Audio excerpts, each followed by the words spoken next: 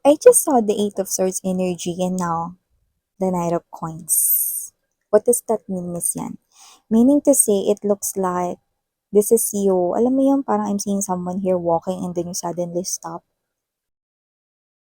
Because parang yung air is malamig, mahangin, papahinga ka, no, it's like that feeling no, na parang kunwari ikaw ay nagte-trekking no, or you're having a long walk na, and then suddenly there's a big tree and you want to sit down. Eh, di ba malamig kasi malaki yung puno and there's that big shade na hindi ka maaarawan masyado, no? At yung dampi ng hangin is malamig. You feel that? Okay? So there could be an offer right here that's so solid that you feel like you want to stay. Yan. And feel that fresh breeze, no, touching your skin. So comforting sa inyo. So what does this mean? Let us see, let us see. Yan.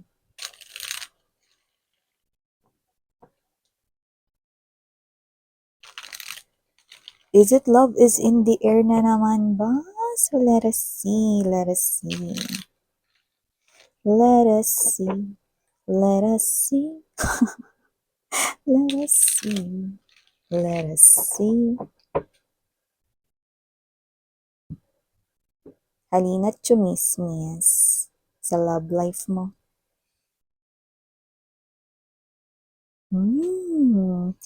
Nice one, no? Yun ang ating unang nakuha dito, no? So, masaya kayo, no?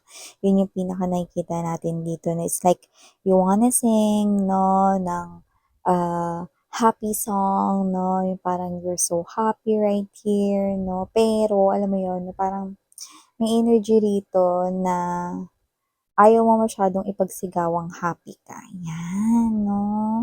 Parang may ganun. Pero alamin muna natin. Hmm. Ooh! Someone's expressing love and affection pala for you. So, parang ikaw ito na kinikilig-kilig ka rito, happy ka rito, no? Pero parang ayaw mo masyadong ipakita sa kanya or ayaw mo masyadong ilabas, you know? Antoroy. So, it could be just starting right here. Maaaring nililigawan pa lang niya kayo or this person here, no? Kailan lang siya nagsimula ng pag-express ng emotions and feelings of how special you are para sa kanya. So, let's keep moving.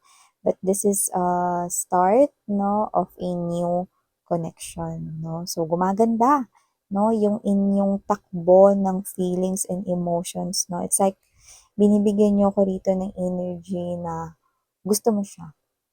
Okay? Gusto mo tong tao na to. Yeah! You think that you are destined. We have here the bartender, you know, the temperance energy, no, ang taga-timpla ng dalawang chalices of love.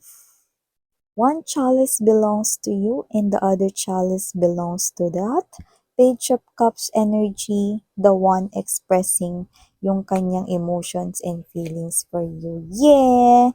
We have here the Queen of Coins, no? So, yeah. Parang feeling ko naging rapper ako dun. Yeah, yeah, yeah. Yo! You know? So, let's keep moving.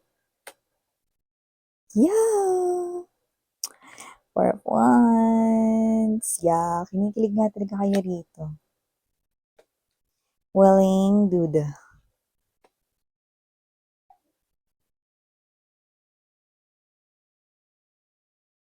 Okay. Okay. Okay. Ten of Cups. Yan o. Bottom of the reading. I mean, bottom of the deck. So, hi and hello there, collective. Thank you so much sa inyong walang sawang pagsuporta and love for me. And also sa mga new subscribers, welcome! Ako po si Yan, tuloy kayo. At sa mga returning viewers, no, sa mga new subscribers, pwede kayo maghapat ng inyong mga friends and other mga constituents. Yung mga kalaruin nyo sa mga mahjong, tawagin nyo sila mga babes, no? At pwede rin silang tumambay dito sa channel na Ite, no? And yun nga mga babes, pwede rin kayong tumambay sa kabila akong channel. Meron pa akong isa pang channel. Ang link ay nilagay ko sa description box na na ito, no, the more, the merrier. Kaya naman mga babes, na thank you so much sa inyong presence and sa aking mga pabalik-balik na mga viewers, maraming thank you sa inyong walang ending na support. At yun nga, no, wala tayong gender dito, babae, lalaki, LGBT, lahat welcome. Pwedeng magkapalit-palit yung roles kasi isa naman itong general reading. And at the end of the day, palagi po kayong may free will na, of course, free nyo or malaya nyong gamitin anytime, anywhere. So yun nga, no, timeless ito. Pwedeng ito ay nangyari na, pwede naman sa iba nangyayari pa lang, pwede naman sa iba ay mangyayari pa lamang. So yun nga mga babes, sa maaaring ito ay prediction na mangyayari pa lamang, no, sa future ng iba sa inyo. So, dito nakita ko, no, na medyo kinikilig-kilig kayo with sun card energy. Happy kayo, no, na parang kayo ito, no, that you love this person here whenever he or she is around you, no, kapag nandyan siya, kahit wala pa siyang ginagawa, kinikilig ka na. And you've just met this person here. Feels like fresh. New connection yung nakukuha natin dito. And this is the type of energy right here, no, na parang patuloy yung kanya pag-express ng love for you. For some reason, maaaring hindi kayo rito magka-age, pero hindi rin naman siguro nagkakalayo, no, ng age. Pero may difference yan. I do see that with this Queen of Coins energy and there's this Seven of Coins, mukhang nakikita mo ang future mo sa taong ito. Taray, nakakita ng bright future, you know? Parang nakikita mo dito mga babes, no, na siya na yung gusto mo dito pag-investan ng time, pag-investan ng love, at ipagkatiwala ang iyong puso. So, nakikita ko dito mga babes, no, yes, you heard it right, no? Gusto mo ditong ipagkatiwala ang iyong puso because you will believe or you believe that with the presence of temperance energy, the universe ay dinestined kayo to be with each other. So, I do see that every time you think of him or her, no, kinikilig kayo. You know, lalo na pag niisip ninyo na ikinakasal kayo. Maybe you're imagining this person right here na siya yung inyong groom or inyong bride, no? Yan, no? Shin lang, shinbu, no? Sa Korean, yan mga babes, no? At okay. Nakita ko dito that imagining yourself na ikinakasal sa taong iyon, no, makes you feel that tingling or kilig. Yan, no, para kayo ditong tinitickle sa inyo ritong mga bewang, no, kung saan man kayo may kiliti rito, no, and when other people with the Six of Coins right here, no, mention this person's name, okay. Like, parang hindi mo alam kung ano yung gagawin mo. Ano, parang gusto mo ditong ayusin yung buhok mo, no, ilagay yung ear rito, no, na baby hair sa likod ng iyong ears, ganun. So, yun nga mga babes, na I do see that this person right here gives you this type of feeling na parang kang isang adolescent, no, na teenager, ganun yung datingan dito, no. So, wala tayong age dito sa tarot, kaya naman just take how this resonates, no. But, I do see that patuloy na nakukulog yung loob mo sa taong ito. And because of that, mas lalong lumalalim ang feelings mo para sa kanya. But, okay, nakikita ko rito na marami-rami yung energy na hindi pa nagiging kayo. Yan, no? So, parang alam mo yung energy na, di ba lahat tayo may favorite food? Sabihin natin, kunwari, ang favorite food ninyo is cake, sabihin natin ang ganun, no? So, hindi naman natin minamadali yung mga favorite food natin. Di ba, minsan hinuhuli pa nga natin yun, di ba? Di ba, minsan, no? Kunwari, kumain ka ng barbecue, no, mga babes, di ba? Kinakain mo laman kasi favorite mo yung taba sa dulo, di ba? So, hinuhuli mo yun, di ba?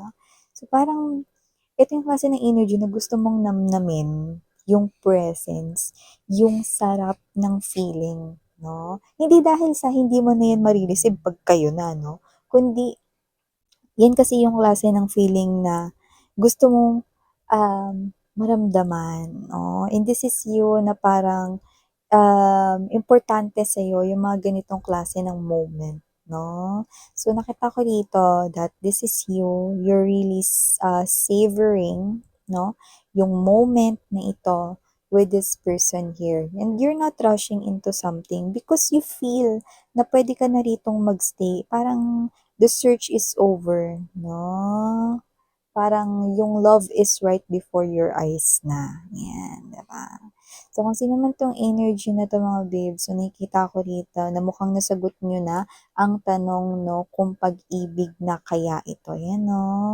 Yan, no? Kasi alam nyo, tinamaan talaga kayo rito, no? Tinamaan yata talaga ang inyong puso. Yan, no? So, maaaring tanong ninyo dati, pag-ibig na kaya? Yan. So, pag-ibig na nga ito, nasagot nyo na, no? Yan.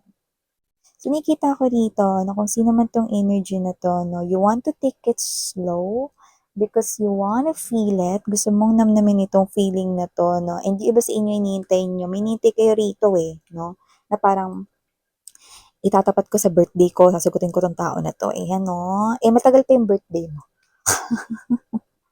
So, parang may ganon, no? So, parang this is you. May gusto ka ritong iniintay kang number. O baka favorite mo, may favorite number ka, tapos iniintay mo muna, no?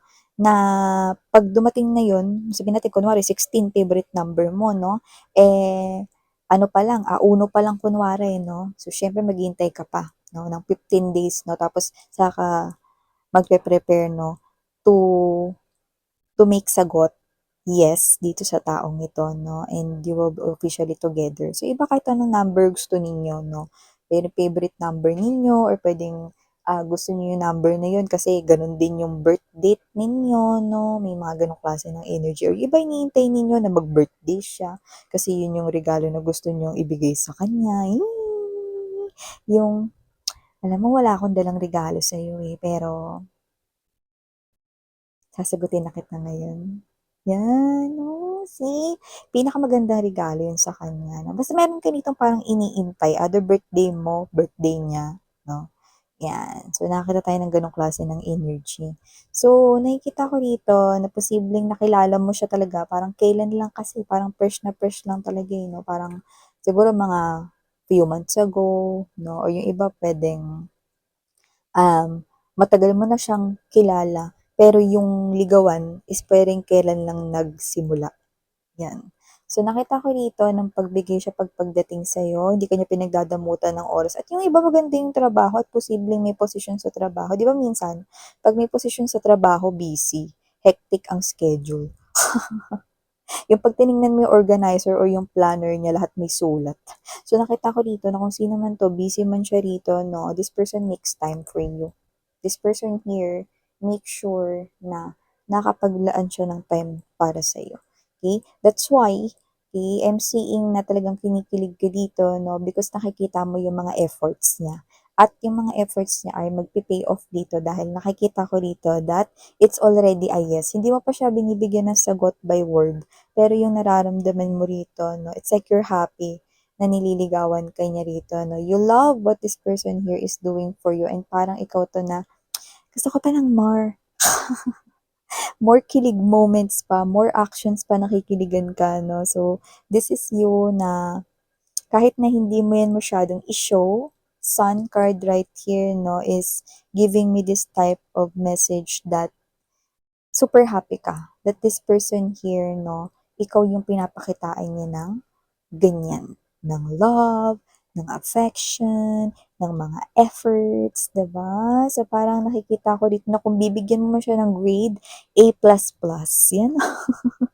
Meron bang A++ miss yan? 'Di ba A+ lang yun, no? Huwag kang nakikialam.